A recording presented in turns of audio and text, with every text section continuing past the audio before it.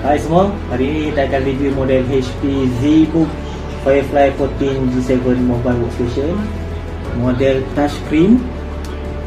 Okey, jom kita review. ZBook ni adalah model high performance workstation, so sesuai untuk professional engineer yang nak buat grafik, nak buat design, dan juga student yang perlukan high spec punya laptop. Kalau you all lihat dia punya design, warna dia agak grey sikit compared to model EliteBook yang warna dia lebih cerah. Okay, so dari segi design ni lebih sleek lah. Ini didatangkan dengan prosesor Intel Core i7 10th Gen 1.8 GHz dengan memori 16GB, hard disk SSD 512GB 512GB, dan support untuk Wi-Fi 6, juga guna Intel UHD grafik.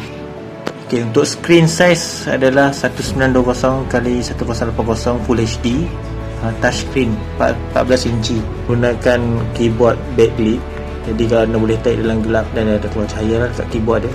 Menggunakan Windows 11 Pro, ada webcam, fingerprint, ada 2 USB-C port, 1 HDMI port, dan lagi satu adalah power cord. Di sebelah kiri dia ada audio jack, 2 USB.